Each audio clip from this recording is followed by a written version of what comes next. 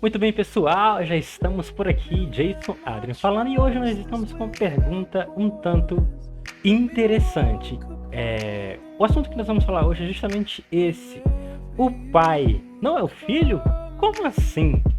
Se a gente sabe que desde pequenininho, desde muito tempo, a gente conhece, cresce ouvindo falar que pai é o filho, que filho é o Espírito Santo, e que o Espírito Santo é o pai. Aí de repente hoje a gente aparece aqui com uma pergunta dessa, mas será que essa não é uma resposta, uma pergunta para uma resposta tão óbvia? Então, o pai é ou não é o filho? Então, quer saber? Fica comigo e vamos descobrir juntos isso aqui, porque GL2 já está no ar.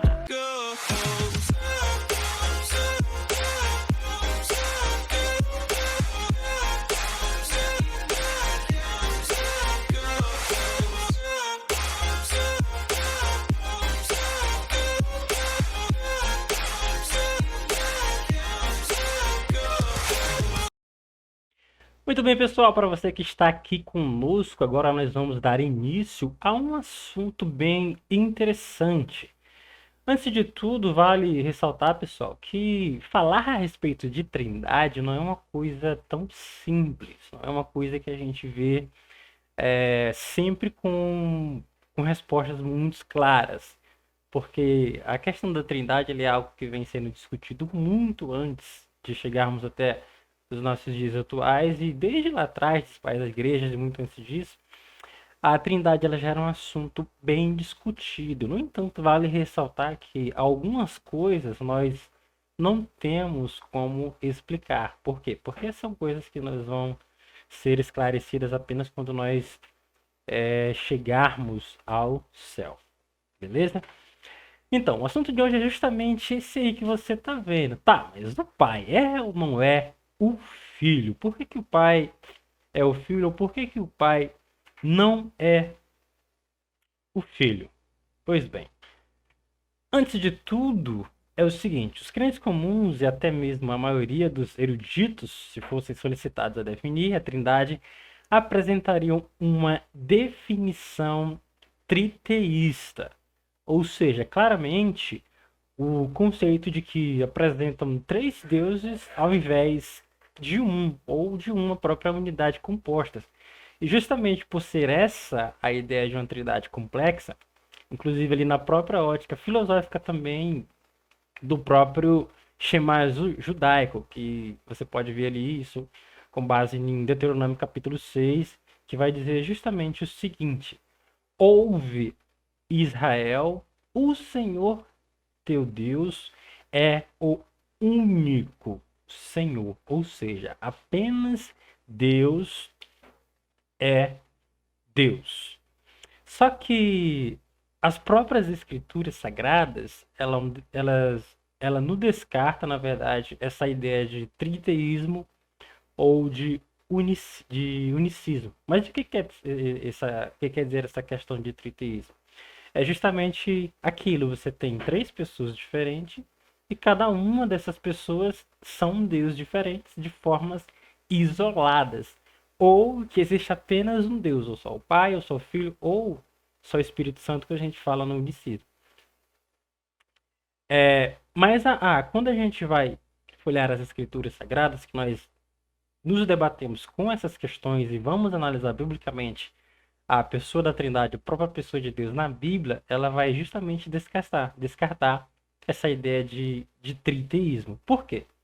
Porque na grande maioria das vezes, as verdades bíblicas, elas não são compreendidas apenas de uma forma natural. Por quê? Não de uma forma natural. Porque para que venhamos a compreender isso aqui, nós temos também que ver com a visão sobrenatural, ou seja, não é algo que é visto apenas ali de uma forma natural, porque nós precisamos ter essa visão sobrenatural para compreender principalmente essa questão quando nós falamos da Trindade. E questões assim, muitas delas, elas só serão plenamente reveladas a cada um de nós ali na manifestação do Cristo glorioso. Aí sim, eu e você, nós seremos plenamente esclarecidos acerca dessas questões da Trindade e muitas outras que não cabe a nós é entender. Então, somente na volta do Cristo glorioso é que nós vamos compreender as coisas,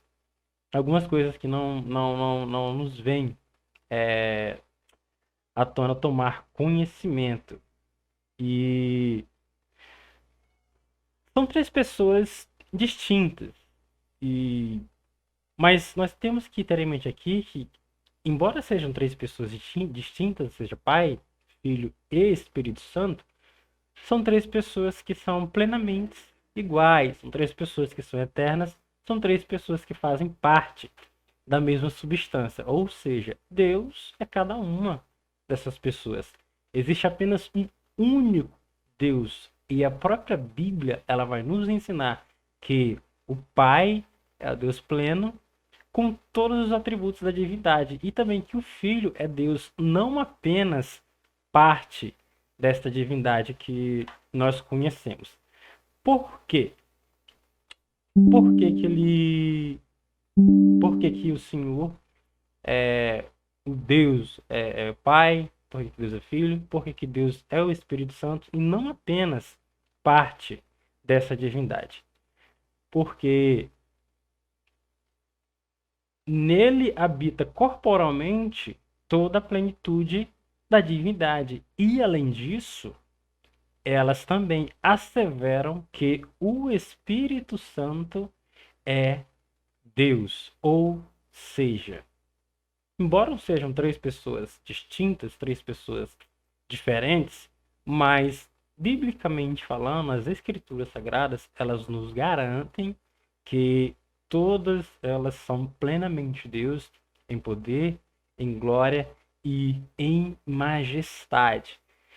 Nós temos um termo sistemático e também teológico que é muito utilizado para explicar essa própria questão da Trindade, principalmente no que se diz respeito a essas três pessoas, ao Pai, ao Filho e ao Espírito Santo. Então existe um termozinho que ele foi criado justamente para nos dar uma interpretação acerca dessas três pessoas que, embora seja apenas uma, ela se manifesta em três. Ela se manifesta como Pai, se manifesta como Filho e também se manifesta como o Espírito Santo. Tá, beleza. Mas que termo é esse?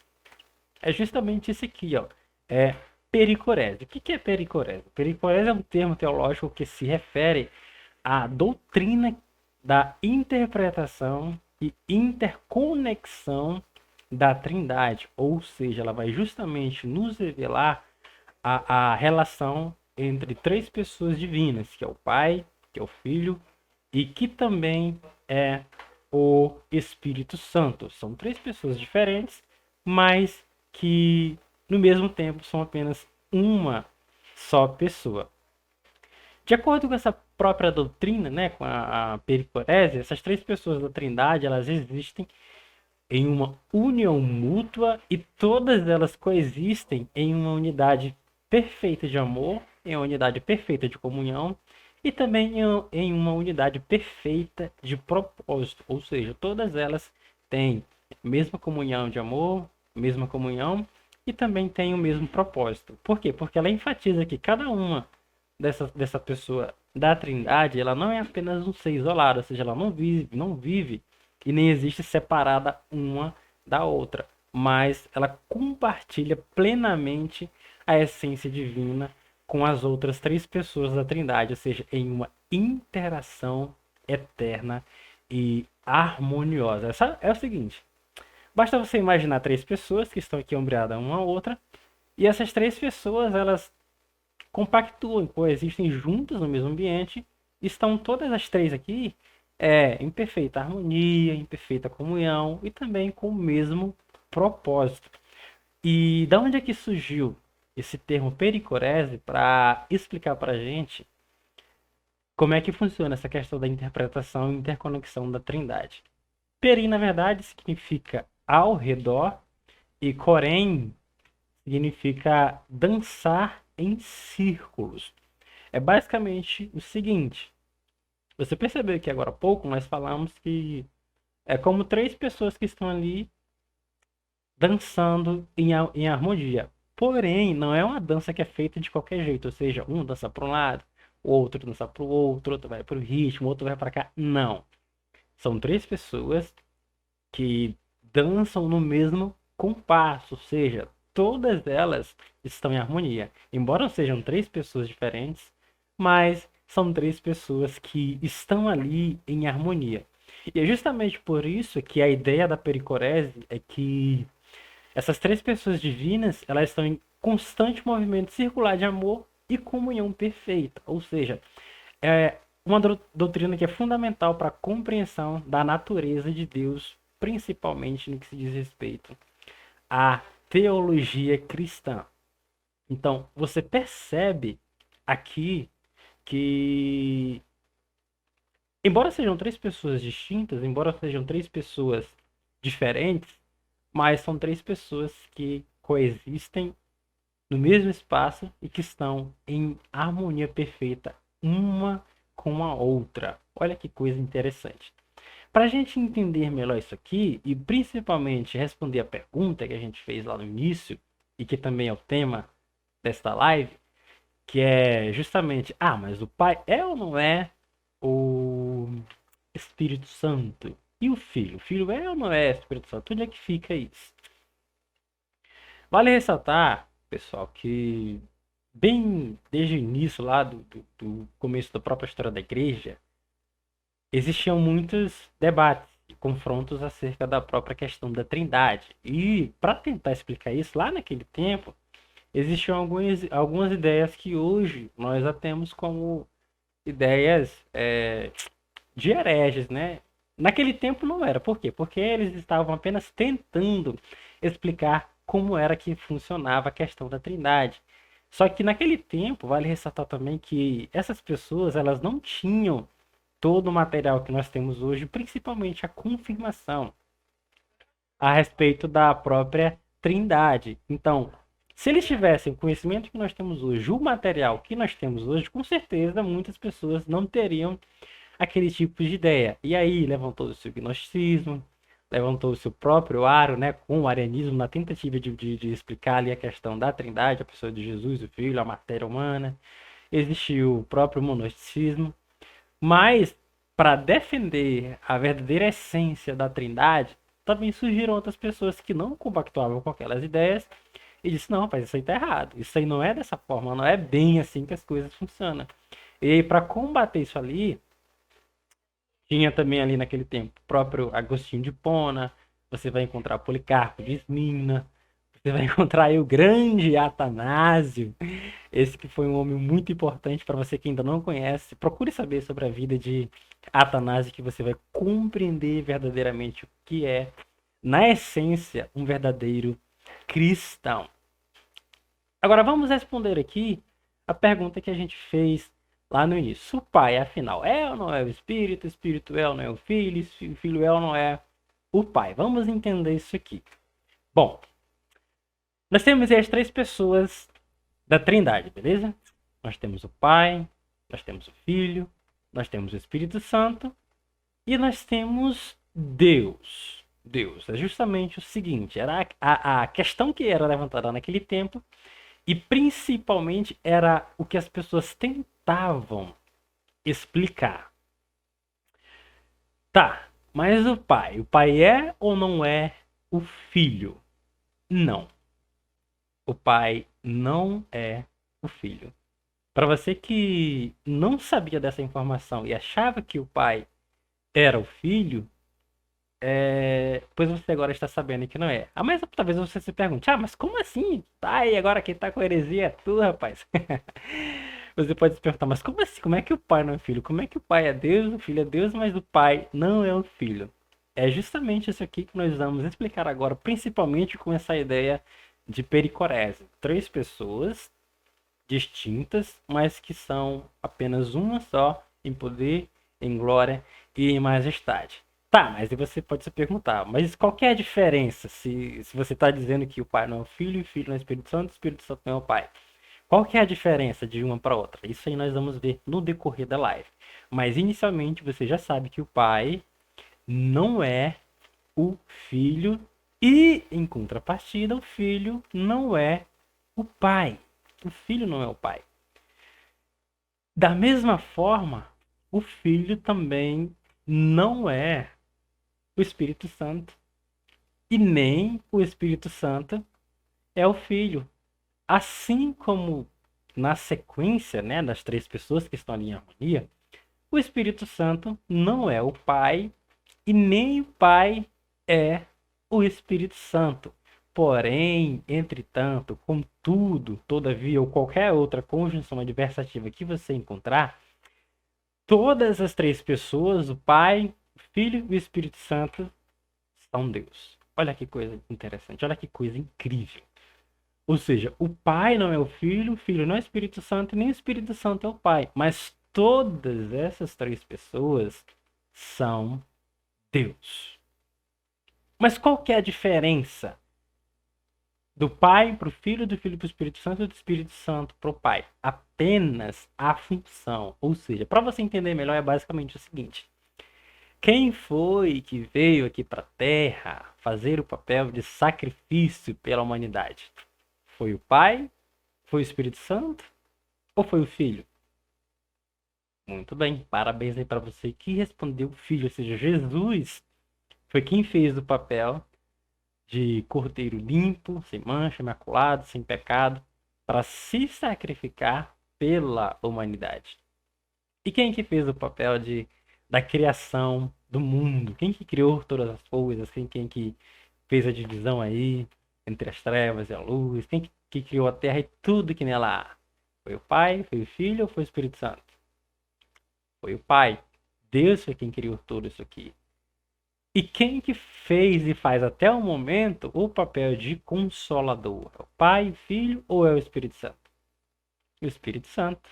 Muito bem. Ou seja, você percebe que são três pessoas diferentes, mas cada uma dessas três pessoas tem uma função. Todavia, todas elas são Deus. Por quê? Porque é assim que nós cremos. Nós cremos na existência divina e plenária de Deus, principalmente de um Deus que se manifesta em três pessoas, que se manifesta no Pai, que se manifesta no Filho e que se manifesta também no Espírito Santo. Ou seja, são três pessoas distintas que são uma só, ou é apenas uma só pessoa que se manifesta em três pessoas distintas. Isso é que é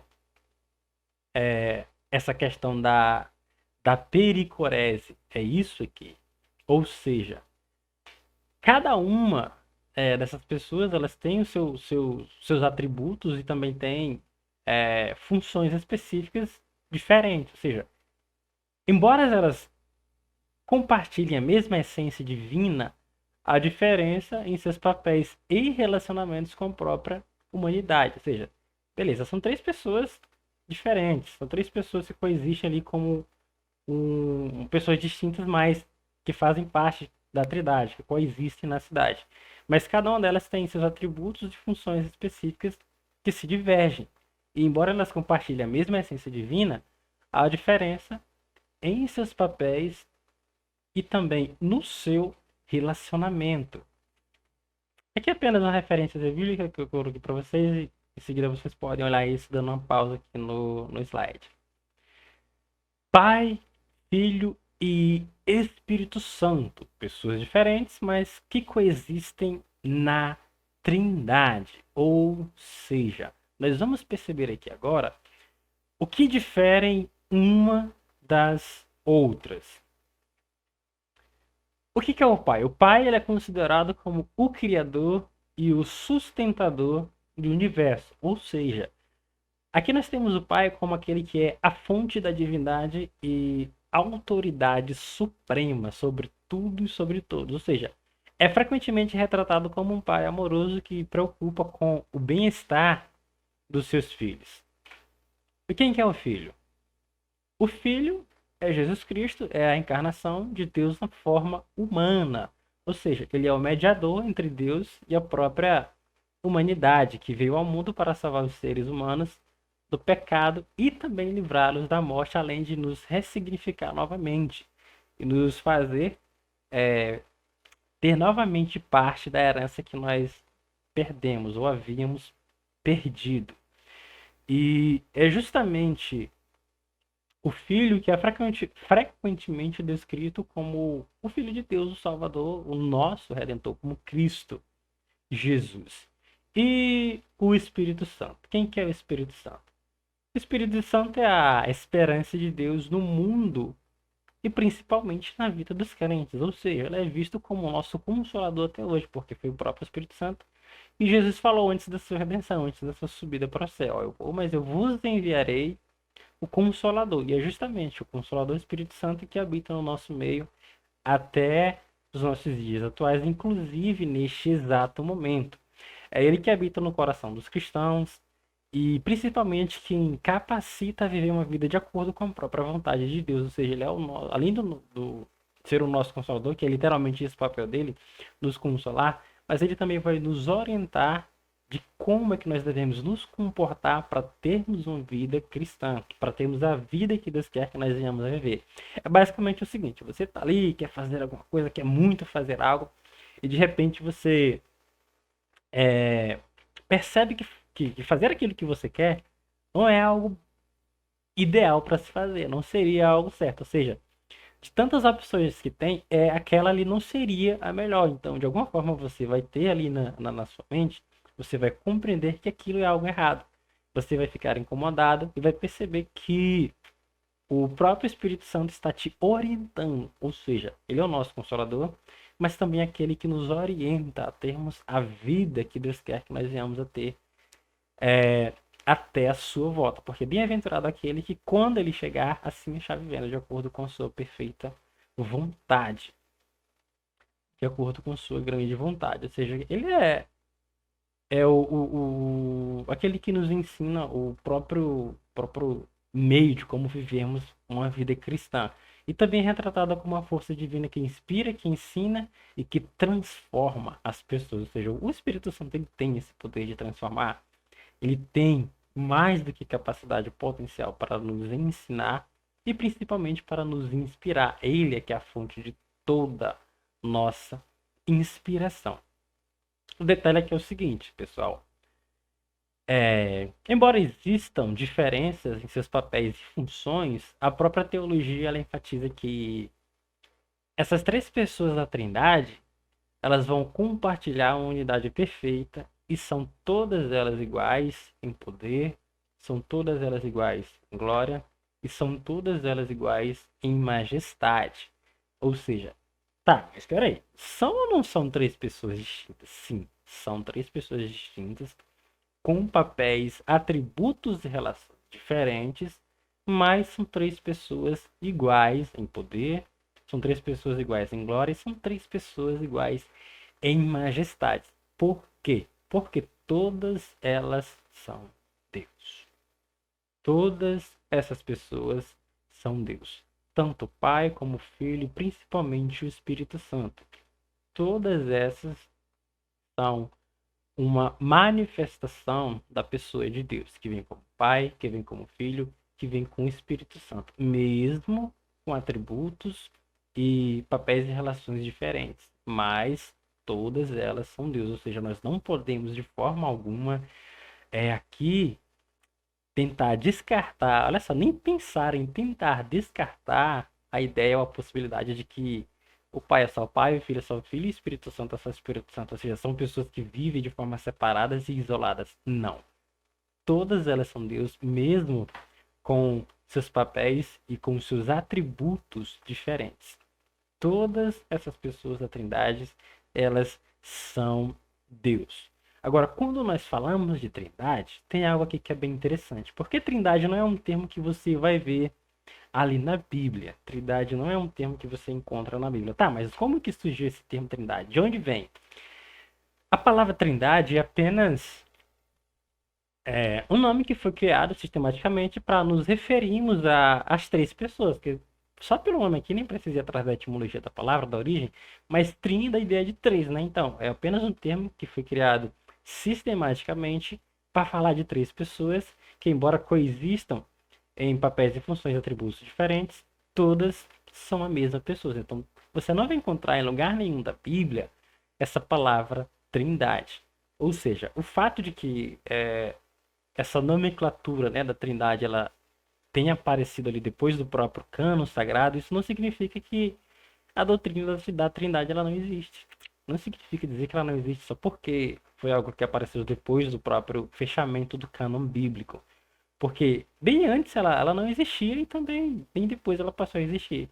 Mas foi algo que foi criado para que a gente viesse a ter uma noção e principalmente sistematicamente fazer referência à própria Trindade divina.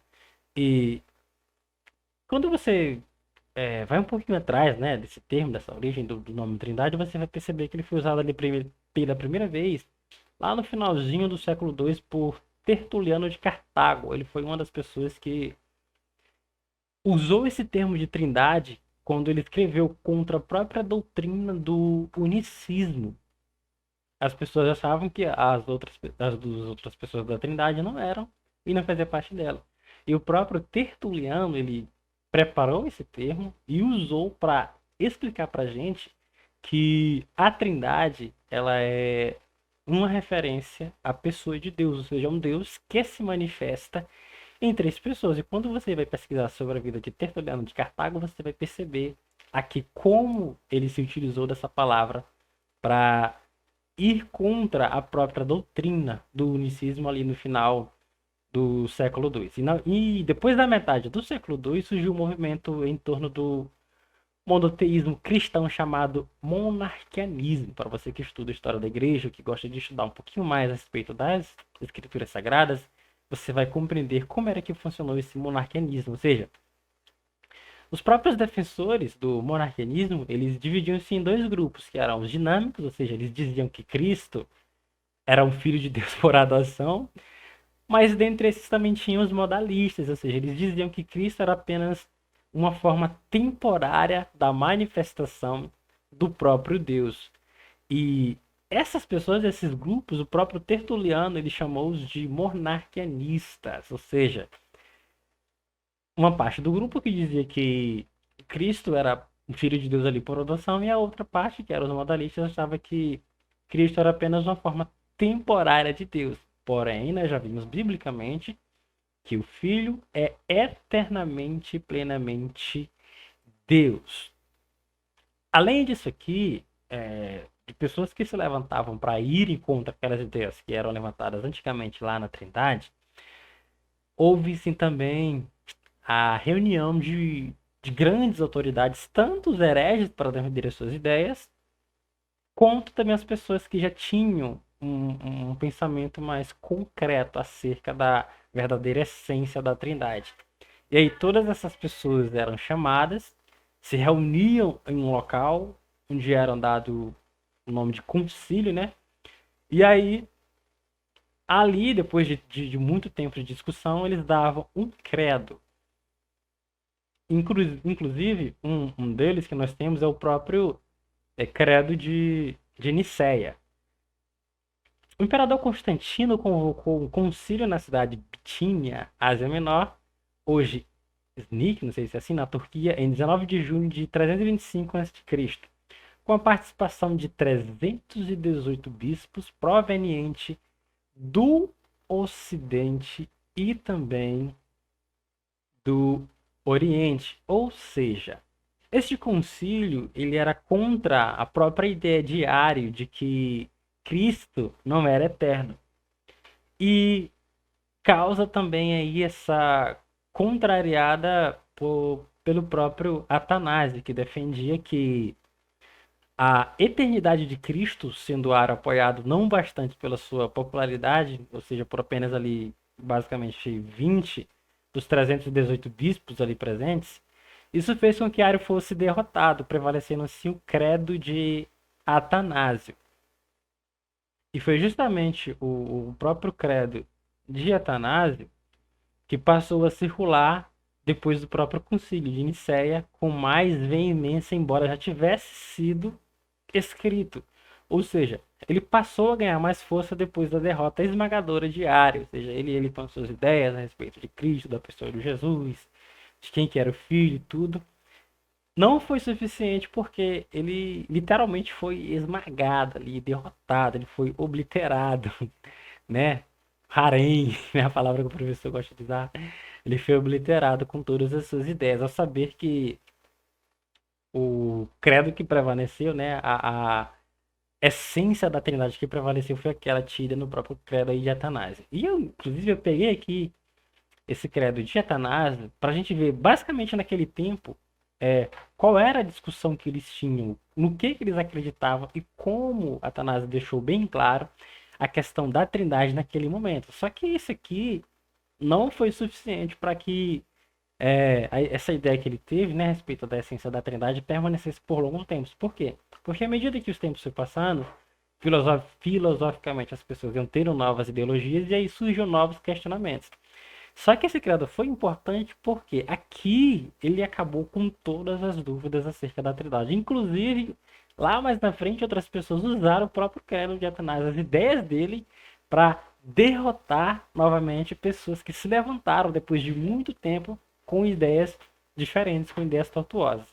E com base nisso, nesse momento aqui, o que o credo de Atanásio dizia? Ó, preste atenção no que eles acreditavam. A fé universal é esta, que adoraremos um só Deus em trindade e trindade em unidade. Não confundamos as pessoas, nem separamos a substância, pois existe uma única pessoa do Pai, outra do Filho e outra do Espírito Santo. Mas a deidade do Pai, do Filho e do Espírito Santo é toda uma só. A glória é igual e a majestade coeterna, tal como é o Pai, tal é o Filho e tal é o Espírito Santo. O Pai é incriado, o Filho é incriado e o Espírito Santo é incriado. O Pai é imensurável, o Filho é imensurável e o Espírito Santo é imensurável. O Pai é eterno, o Filho é eterno e o Espírito Santo é eterno.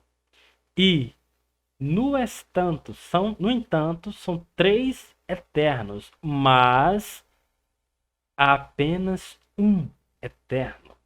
Da mesma forma que não há três incriados, nem três imensuráveis. Assim também o Pai é eterno. Ou seja, você percebe aqui que, embora ele fale de três pessoas com funções diferentes, ele em momento algum diz que são pessoas que coexistem de forma isoladas, de forma separadas. Ou seja, durante todo o decorrer do seu credo, da crença que eles tinham, uma crença universal, você percebe que tanto o Pai como o Filho e o Espírito Santo, todas são iguais em poder, em glória e em majestades. Todas são incriadas, todas são imensuráveis e todas são Deus. Todas essas pessoas são Deus. Ou seja, no seu próprio credo, Atanásio ele afirma nada mais do que uma própria realidade bíblica, ou seja, o que nós temos hoje. Naquele tempo era o que representava a verdadeira essência do Espírito Santo. Ou seja, não havia ali uma relação mais conveniente que pudesse superar essa revelação que até hoje ela é defendida nas catedrais mais evoluídas com um pensamento mais espiritual que nós temos até hoje. Inclusive, isso é o que nós cremos. E o próprio credo de Atanásio afirma que nós devemos adorar apenas Deus em trindade, e trindade em unidade. Olha só que coisa interessante. E que nós não devemos confundir as pessoas, principalmente separar a substância, ou seja, falar que Deus não é o Pai, que Deus não é o Filho, falar que Espírito, Pai, Filho e Espírito Santo vivem de forma isolada, ou seja, nós não devemos separar essa substância, essa unidade que vivem mutuamente, coexistem, compartilham do mesmo amor, do mesmo propósito e da mesma harmonia. São três pessoas que vivem da mesma forma, que vivem em união. Ou seja, no próprio trinitarismo, que honra as escrituras, Jesus ele é o Pai Todo-Poderoso. Jesus é o Pai Todo-Poderoso. No unicismo, Deus é de Jesus. No unicismo, você vai perceber que Deus ele é Jesus. Os modalistas e unicistas de hoje confundem as pessoas da Trindade. Ou seja, embora eles tenham essa breve confusão aí, né, acerca da pessoa da Trindade, mas as próprias escrituras, elas não nos deixam dúvidas de que são pessoas que vivem de forma diferente. Ou seja, as três pessoas distintas, elas são unidas em apenas uma única substância. E é justamente isso que representa para mim e para você a Trindade Divina. Isso que é a Trindade Divina nas nossas vidas. Nós temos um Pai, nós temos um Filho, nós temos o Espírito Santo, nós temos Deus, que é a manifestação dessas três pessoas em apenas uma só. Então, a partir de hoje você sabe que embora o Pai não seja o Espírito Santo não seja o Filho e nem o Filho seja o Pai, mas todas essas pessoas são Deus. Por quê? O que difere umas das outras é apenas os seus atributos e a própria relação com a humanidade. Então, apenas isso aqui, porque cada um tem um papel diferente. No entanto, todas elas são a manifestação do poder e da glória de Deus, sendo que todas elas representam e são Deus em essência, em poder, em glória, principalmente em majestade. E para finalizar o assunto de hoje, em relação à Trindade, eu quero aqui deixar uma frase que ela é muito conhecida. Até o momento, nós não temos a pessoa que falou esta frase. Mas é algo que é muito interessante, principalmente para os dias de hoje. Aí você vai entender que o porquê que nem sempre a questão da Trindade é vista como uma forma natural, porque ela é uma questão sobrenatural. E quando nós entendemos isso, e principalmente que determinados assuntos acerca da Trindade e alguns que a Bíblia nos fala, nos relata, não cabe a nós conhecer porque nós só vamos ter a certeza de tudo e o esclarecimento quando Cristo glorioso voltar. Então, sobre a Trindade, nós temos o seguinte. É uma frase que ela é muito, muito conhecida, foi citada ali por Agostinho, né? E hoje também é citada por muitos estudantes de teologia, por muitos teólogos e por muitos que gostam de se aprofundar um pouquinho mais acerca dos assuntos bíblicos e da escritura sagrada, para aquele que gosta de ler. E é justamente a seguinte frase. E se você puder anotá-la, é interessante. Interessante que você guarde isso aqui. Preste atenção. Sobre a Trindade, é o seguinte: tente explicá-la e perderá a cabeça, mas tente negá-la e perderá a sua alma. Tente negá-la e perderá a sua alma. Percebe? Quanto que é incrível, uma frase muito, muito forte. Tente explicá-la e perderá a cabeça, mas tente negá-la e perderá a sua alma. Viu? Então, pessoal, o assunto de hoje era esse, era acerca da Trindade. Espero que você tenha compreendido um pouquinho mais. Próxima semana nós estaremos aqui com um novo assunto diferente. Iremos trazer aqui mais conteúdos, mais dúvidas e que juntos vamos descobrir todos. Até a próxima live. Valeu! Jason Adria chegando mais no fim de uma live stream ou de uma live aqui no seu canal GL2 Sola Feed. E até o nosso próximo encontro, galera. Valeu! Até mais. Fique com Deus e que nosso Deus bom Pai abençoe a todos. Tchau, tchau!